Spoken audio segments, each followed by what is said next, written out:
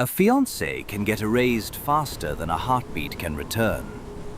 It happened in Salt Lake City in November.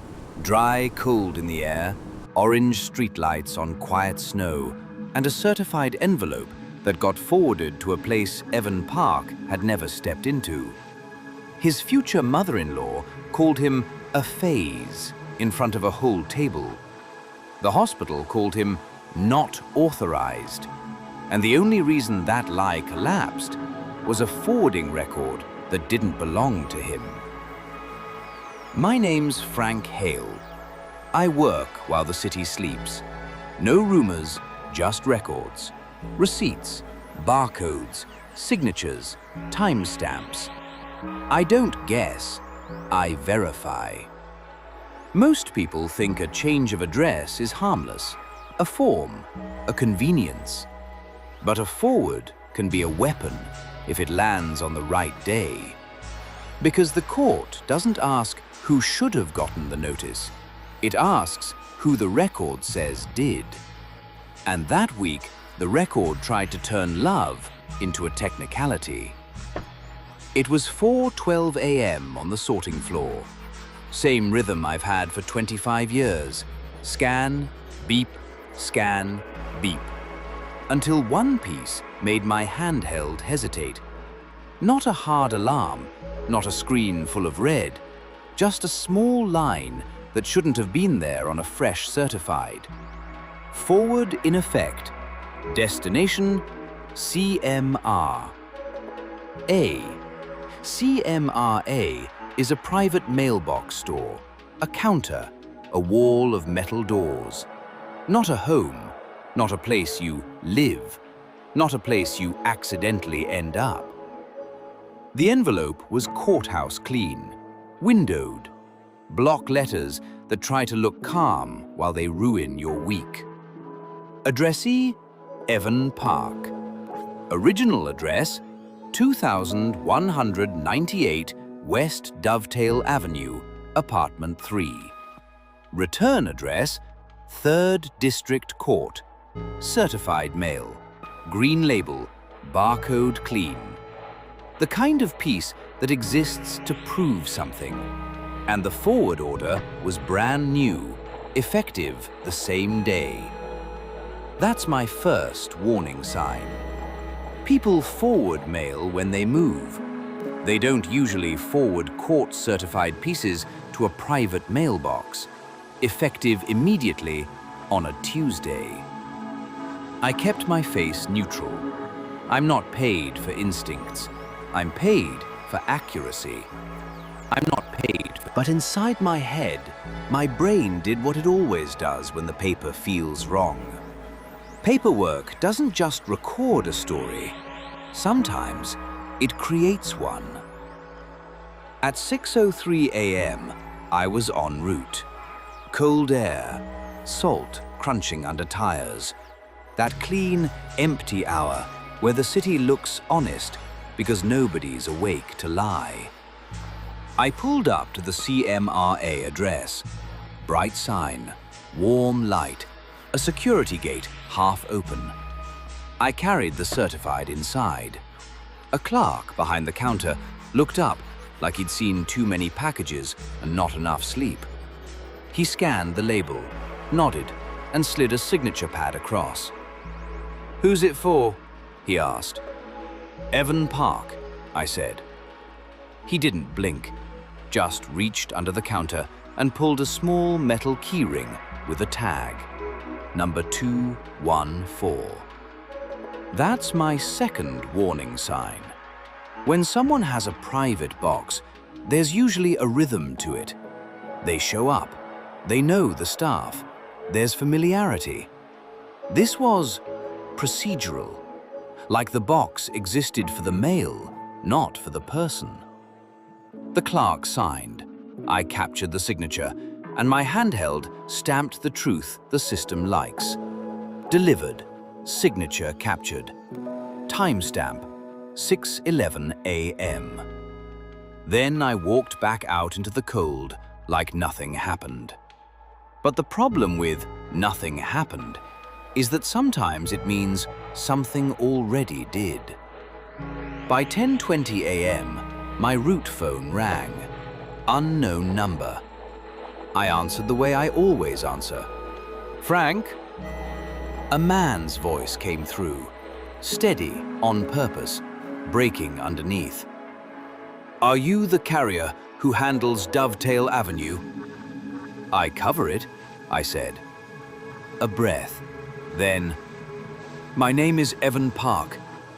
Did you deliver certified mail for me today?" I stopped walking. Because when someone asks that question that fast, it's never about a birthday card. "I delivered a certified piece addressed to Evan Park," I said. "It was delivered and signed for." Silence on his end. Not quiet, controlled. Then he said something that didn't belong in a normal Tuesday. "They told me I'm not allowed to see her." I didn't ask who. I waited. People explain when they need to. Evan swallowed once. "Claire Bennett," he said. "My fiancé." That word, fiancé, wasn't romantic the way people say it in photos. It sounded like a badge he needed just to stay in the room. "I'm at the hospital," he continued. "They said her mother has emergency authority. They said there's paperwork, a court order." A pause. "And they said I was notified." That last line came out flat, like a sentence he'd heard too many times in 1 hour. "I don't do legal advice. I do procedure." "What hospital?" I asked. "St. Mark's," he said. "They won't even let me pass the desk." I looked down at my handheld, the certified piece, the delivery scan, the forwarding note. Then I asked the question I ask when the record and reality don't match. "Evan," I said, "did you file a change of address to a private mailbox store?" "No," he said immediately. "I don't even have a P.O. box. I live at Dovetail." My shift got quiet inside my head, because a forward order doesn't appear out of thin air. Someone submits it. Someone signs something. Someone picks a destination. And if Evan didn't do it, then someone used his name to move his mail, which means they didn't just want him out of the hospital, they wanted him out of the timeline. Evan exhaled, shaky for half a second. "Frank," he said, "I don't want to fight. I just want to see her. She's in surgery, and her mother is acting like I'm a stranger." I heard it then, the specific kind of heartbreak that isn't loud. Love doesn't always break with yelling. Sometimes it breaks at a counter, under fluorescent lights, with someone saying, "Policy." I kept my voice calm. "I can't change what happened this morning," I said, "but I can print what the system shows." "Please," Evan said. The word was small. "Meet me at the main post office on Redwood," I told him. "Bring ID." He didn't ask why. People don't ask why when they're drowning. At 12:05 p.m., Evan walked into the lobby like he'd been walking all day without eating. Mid-30s, walked into the lobby. Clean jacket, hair neat, but hands shaking slightly at the edges. He looked like the kind of man who tries to solve problems by being reasonable. Those men get hurt the most by paperwork. Paper doesn't care if you're reasonable. "I'm Evan," he said. I didn't shake his hand. I don't make it personal. I keep it clean. He showed ID. I pulled the tracking record. I printed the delivery history, timestamp, location, signature captured. Then I pulled the forwarding confirmation data tied to his name. When the forward was created, the destination address, the effective date. And there it was. Forward order created, November 6th, 8:49 p.m. Effective, November 7th. Destination, CMRA number 214. Evans stared at the line like it was written in a language he hated. I was at her mom's house that night, he said quietly. Dinner, the whole family. His mouth tightened. That's the night she... He stopped, tried again. That's the night she humiliated me. And I didn't have to ask. He told it anyway, because shame always wants to explain itself. It was Claire's birthday dinner, he said. I brought a ring, nothing fancy, 2 months of overtime, that's what it was. I was going to propose after dessert. Evan's eyes dropped to the paper again. But her mother, Marlene, she started in like she always does, about my job, about my stability, about how Claire is too soft and I'm too hungry. He let out a breath that sounded like ice. She raised a glass and said, loud, Claire, you can do better than a mailroom boy with big dreams. I watched his face stay controlled while his throat worked. The table laughed, he said. Not everyone, but enough. That's the introduction.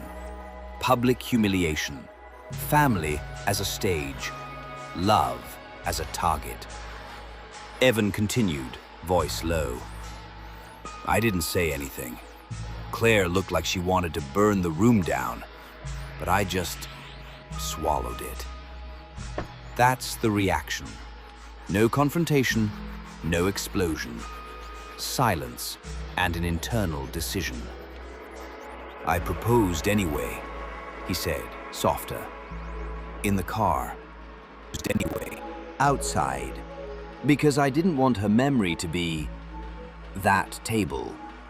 He smiled once, a small, tired thing. She said yes. Then his eyes went flat again. And 2 days later, she got hit by a drunk driver coming home from work. The words landed like a door closing. She survived, he said quickly, like he needed to say it to keep the universe from changing its mind. But she's unconscious. And her mother... He didn't finish the sentence, because he didn't need to. I pointed at the forward order line. This doesn't happen by accident, I said. Evan swallowed. Are you saying she did it? I'm saying the record says your mail moved, I replied. And you say you didn't move it. That's a mismatch. He nodded slowly, the kind of nod people do when they're accepting that their pain has paperwork behind it. I just want to fix it, he said. I just want to see her. I leaned a little closer, voice still flat. You fix it by building a file, I said.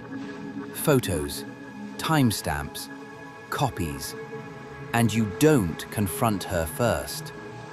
Evan's eyes flicked up. Why? Because confrontation gives them time, I said. Time lets them rewrite. He stared at the papers like they were suddenly heavier than the day. That afternoon, Evan did what people do when they're forced to grow up fast. He stopped begging. He started documenting. He took a photo of the hospital sign with the date on his phone. He asked the desk for the name of the staff member who denied him entry and wrote it down. He requested a copy of whatever order they claimed they had. Policy allows you to request to see what's being relied on, even if they won't hand you a copy. He recorded the exact words they used. Not authorized, guardian, notified. Then he came back to the post office and filed his own correction. Identity verification, forward cancellation, and a hold on further forwards without in-person confirmation. It didn't fix the damage, but it stopped the bleeding. Over the next 10 days, Evan lived inside 2 worlds. At night, he worked. Extra shifts, anything that kept his hands busy. During the day, he sat in a hospital lobby he wasn't allowed to pass, staring at a door like it held the only thing he'd ever wanted to protect. Claire's mother never showed up wet. She always looked composed, hair done, scarf perfect, coffee in hand. She'd walk past Evan like he was air. Once she stopped and said, quiet enough to look civil to strangers, "You can't handle this. You never could." Then she walked away. That's the hidden truth starting to surface. This wasn't about medical care. This was about control. And control loves paperwork, because paperwork looks like reason. Evan didn't fight her in the hallway. He didn't yell. He didn't plead. He went quiet in a different way. He started building a record of his own life with Claire. Not romantic screenshots, not love quotes. Proof. Shared lease, utility bills, photos with dates, witness statements from friends. A file of ordinary life that showed this wasn't a fling. This was a home. Love isn't always flowers. Sometimes love is showing up in the same place every day until your name becomes undeniable. 2 weeks later, the notice that had been forwarded finally surfaced because the court file had moved. Somebody made a copy. Somebody referenced it. Evan got a glimpse of it at the hospital administrator's office. The caption on top made his jaw tighten. Emergency temporary guardianship. Order granted. The basis: fiancé is unstable. Fiancé is not suitable. Immediate authority required. And there it was again, like a knife disguised as ink. Respondent: Evan Park. Notified by certified mail. Notified. As if notified means fair. Default orders love one thing more than truth: absence. If you don't show up, the record becomes the only voice in the room. Evan looked at me later, holding the thin copy like it could cut skin. "I never got anything," he said. I didn't comfort him. Comfort doesn't change court files. I pointed to the line that mattered most: the proof of service. It listed the tracking number, the delivery date, the signature captured, the delivery location. And the location was the CMRA, not Evan's apartment, a private mailbox store.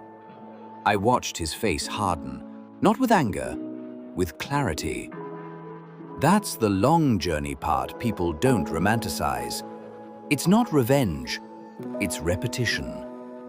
Evan spent days making calls, filing requests, printing copies, showing up in person, and writing down everything that was said to him. He looked exhausted, but he also looked built, like the humiliation had finally turned into something usable. The court gave him a hearing date, fast, because emergency cases move. The hearing was at the courthouse downtown. Gray building, brown carpet, fluorescent lights that make everyone look older. Evan arrived early, with a folder that was thicker than his patience. Claire's mother arrived on time, of course, with a lawyer and a face that said, "I planned this." The judge was a woman in her 50s, with tired eyes and sharp attention. She didn't look interested in drama. She looked interested in lines that don't match. Good judges always do. The lawyer spoke first, smooth words, calm voice. "Your Honor, we have an emergency guardianship order based on credible concerns and proper service." Proper service. That phrase can steal a life. Evan stood when asked, hands steady. "Your Honor," he said, "I was never served at my address. The certified notice was forwarded to a private mailbox store I don't own." Claire's mother's mouth tightened. The lawyer tried to correct him. "Forwarding is a postal matter. The record shows delivery." Evan didn't argue. He did what people do when they've learned the hard way. He produced paper. He held up the USPS printout I'd given him. He held up the forward order data. He held up the timeline showing the forward was created the night of the birthday dinner. He held up the time and then, quiet, controlled, he said, "I'm not asking the court to believe my feelings. I'm asking the court to read the address." The judge leaned forward. That's the climax. Not shouting, not tears. A woman in a robe reading a line that doesn't belong. The judge asked for the service details. The clerk handed over the proof. The judge's finger traced the delivery location. Then she looked at Claire's mother. "Ms. Bennett," she asked, "do you have any connection to this mailbox store?" Marlene didn't answer right away. That half second matters in court. Her lawyer stepped in. "Your Honor, that's irrelevant to the immediate medical concerns." The judge lifted a hand. "No," she said, calm. "Service is relevant. Without notice, due process is compromised." Due process. That phrase can give someone their life back. The judge turned to Evan. "Mr. Park," she said, "do you have evidence you did not submit this forward?" Evan didn't say, "I swear." He didn't say, "I promise." He said, "I have the USPS confirmation showing it was created in person at a kiosk. I was at a family dinner with multiple witnesses at that time. And I have the cancellation request filed the day I discovered it." Witnesses, timestamps, records. The judge looked again at Marlene. "Ms. Bennett," she said, "did you submit a forwarding order in Mr. Park's name?" Marlene's eyes sharpened. "I did what I had to do," she said. "My daughter is vulnerable. He's not stable. He's obsessed." Evan's face didn't move. He didn't defend himself emotionally. He did something colder. He slid forward a stack of documents that showed his life with Claire, shared bills, emergency contact forms signed by Claire months ago, photos, witness statements. Not romance, proof of partnership. The judge didn't smile. She just read. Then she said the sentence that ended the lie. "This court is setting aside the prior order for insufficient notice." A pause. Prior order. "This court is issuing a temporary visitation directive pending a full hearing." Another pause. Harder. "And this court is ordering a review of the forwarding record and service representation." Review. Consequences hide inside that word. That's the resolution. Not a hug, not a victory speech. A record updated. An order spoken. A door that opens because paper says it must. After court, Evan didn't go to Claire's mother. He didn't gloat. He didn't throw the humiliation back in her face. He walked straight to the hospital with a stamped order. He handed it to the administrator. He watched the administrator read it, nod once, and update the chart. Then, finally, Evan was allowed past the desk. The hallway smelled like disinfectant and warm plastic. The kind of smell that makes you feel like time is fragile. He stood outside Claire's room for a second before entering. Not because he was scared, because when you've been kept out by paperwork, walking in feels like you're crossing a line you might not get back. He went in quietly. Claire was pale. Tubes, monitors, a small bruise near her temple that made Evan's throat tighten. He didn't talk big. He sat down, took her hand, and said the only thing that mattered. "I'm here." That's the ending people don't clap for. Because boundaries aren't loud. They're decisions you hold when nobody's watching. In the weeks that followed, Evan did not forgive and forget. He didn't make a scene at Thanksgiving. He didn't demand apologies from a woman who used paperwork like a leash. He did what grown adults do when they learn what someone is capable of. He built distance. He put everything in writing. He kept copies. He stopped private conversations. He made sure every decision had a trail. Claire woke up slowly, like someone walking back from a far place. When she could speak, she asked for Evan first. Not because her mother wasn't family, because love leaves fingerprints that manipulation can't fake. And the day Claire was discharged, Marlene stood at the end of the hallway, perfect scarf, perfect posture, like she expected the world to fold back into her control. Evan walked past her without stopping. Claire, weak but awake, looked at her mother once. Then she looked forward. No argument, no scream, no final sentence for the movie, just a boundary. Because the most painful revenge is watching someone you tried to erase continue anyway. I went back to my route the next morning. Same cold air, same scans, same streetlights. But I kept thinking about one thing. People say love is a feeling. Sometimes love is a file. Sometimes love is the difference between not authorized and enter. Sometimes love is the record that makes a lie collapse. If someone in your family used paperwork to cut you out of the person you love, would you confront them first? Or would you do what Evan did? Go quiet, build proof, and let the record speak. Tell me in the comments.